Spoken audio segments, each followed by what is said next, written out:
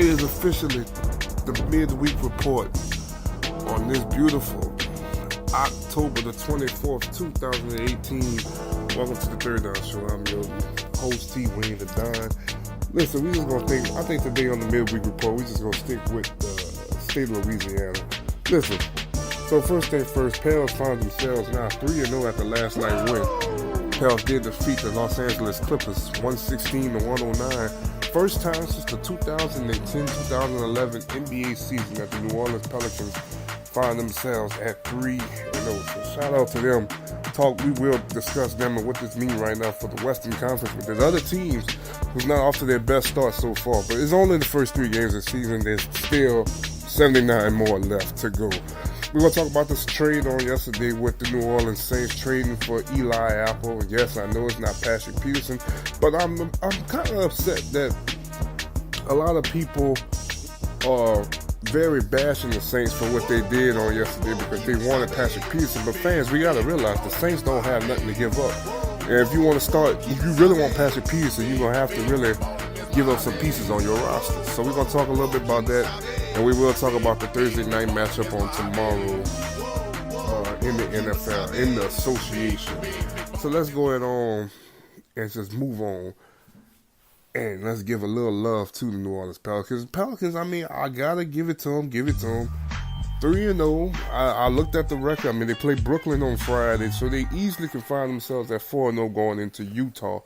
And I know they have Golden State next week as well. So, I mean, so far, so good. I mean, the Houston win was very impressive. I know you play Sacramento, who's still trying to figure things out, and the Clippers, who's right there in the thick of things early on in the season. They do have a win over the Houston Rockets this past Sunday at home in Los Angeles. I'm very excited to see about New Orleans and what are they doing right now. I mean, right now, everything's clicking, and I really, really want to get more of a breakdown. But I'm getting to see these games in bits and pieces. I haven't watched the full game yet, truly, what's going on. But some things that I do see, I like how they got Julius Randle coming off the bench. I mean, so far, that might be an early sixth man of the year. Most improved player of the year so far. And I know it's just the first week. But Mirotic can keep this same energy for the rest of the season. He definitely can be most improved. I mean, Anthony Davis playing well. I mean, look, in the last game against the Clippers, he had 34 points. I mean, this dude is going to be nothing but very, very, very solid. And all this is saying the first 2 games, Jrue Holiday has struggled the most offensively, but his defensive presence has really been known out there on the court. I think everything is starting to just pay out. And I think this team is playing with a chip on their shoulder, losing, how much star talent that they had last season with DeMarcus Cousins and with Rajon Rondo on the roster. I mean, then you add Nikolai Mirotic with that. I mean, I think the sky was the limit coming into this season. This season, you could play Mirotic, Davis, and DeMarcus Cousins all together at one point in time. I mean, how many lineups could you have had? But you get a younger point guard, which is perfectly fine. I mean, Alfred Payton is trying to reprove himself in the NBA, and in the first 3 games, so far so good. There's a long season left. I mean, if you finish the month of October on a high note, that's a very, very strong, because you start the season mid-October, not going into you got yourself going into, not November. Yeah, going into November next month. I apologize, guys. Set yourself up, man, to make a run. Got to really look and see who's really going to tag up. Got to really take a look what's the depth of November for next month. But at the same time, I'm interested to see how New Orleans is going to keep things going for the next couple of months, man.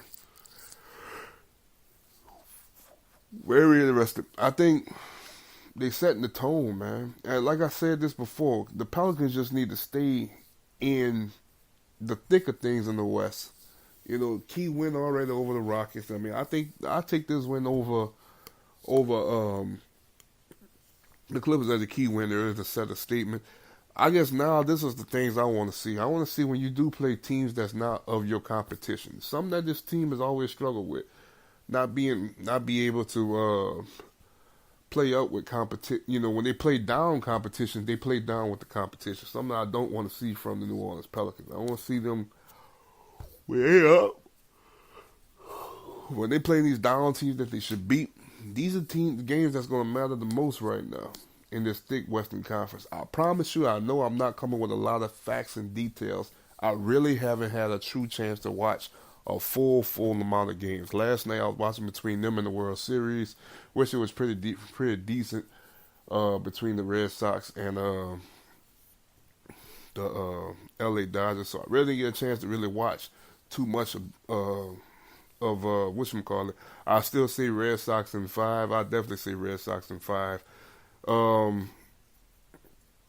But I will say that when I really do get a chance to watch what they're doing offensively from start to finish, I promise you I will give you more details from the coach's perspective, not so much as a stats perspective, because some people don't want to hear from what you're going to see verbatim from what the stat sheet going to show all the time. People want to hear what your true opinion, how they making moves on the court.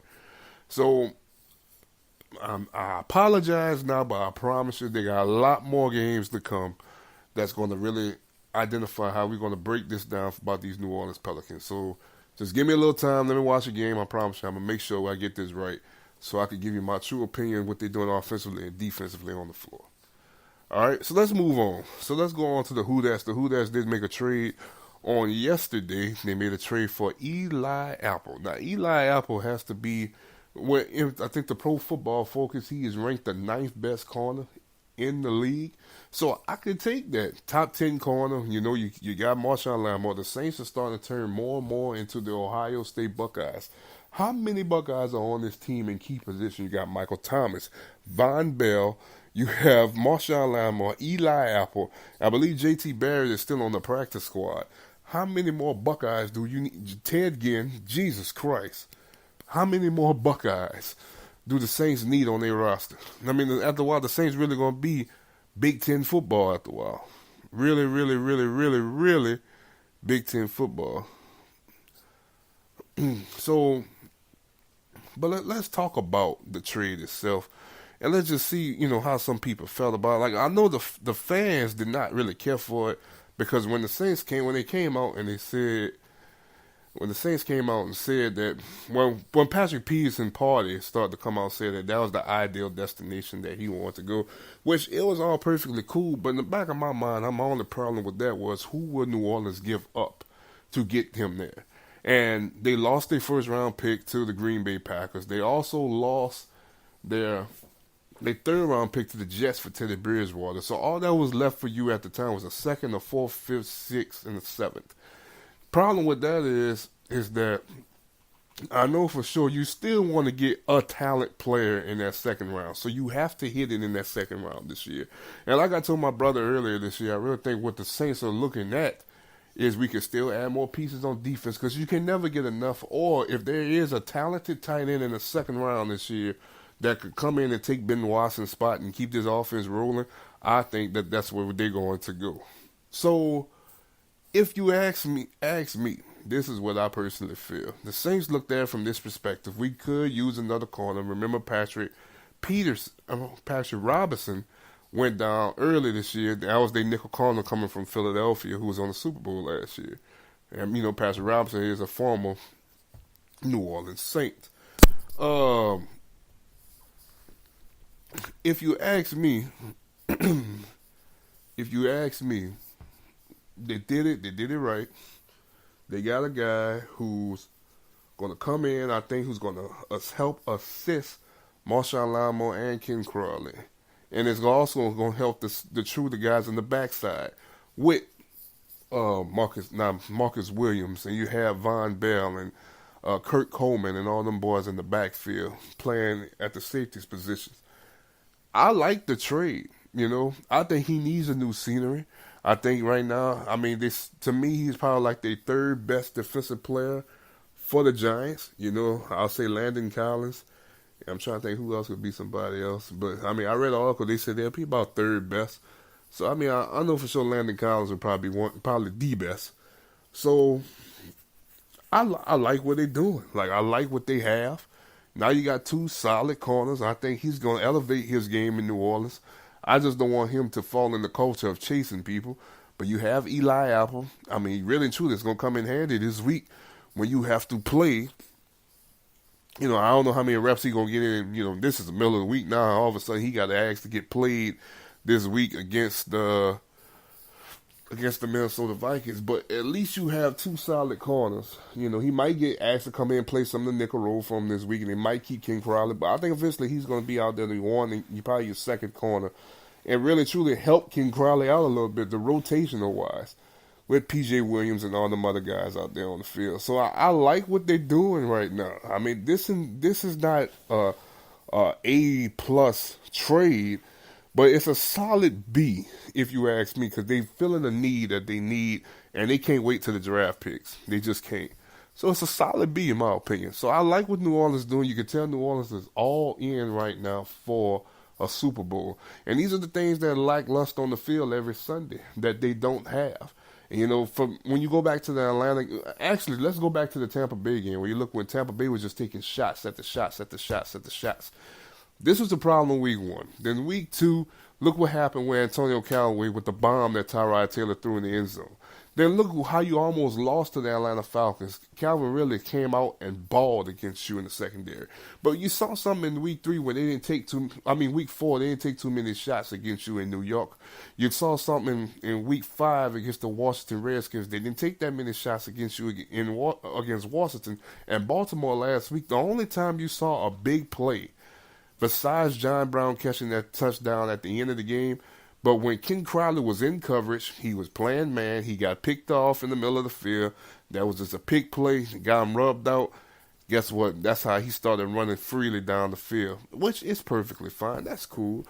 But at the end of the day, like I said, things been cleaned up. I think this has really cleaned up the secondary a little bit more, because defensive line really been doing a pretty good job putting some pressure. They've been stopping the run real well. I think they got a lot. They got a lot to fix if they want to really put themselves to make a deep run in the playoffs. It's time to find themselves in the mix with the LA Rams or with the Minnesota Vikings, or even, I think the 3 best teams right now in this conference will be the Saints, the Rams, and the Minnesota Vikings. And then everybody else just kind of fall in line. Carolina, Philadelphia, they all just kind of fall behind them 3 teams. And it kind of was similar to like what it was last year. Very, very similar in the same way last year. So I'm interested to see what's going to happen. I like our chances now. I think we're still going to be playing at a great high level.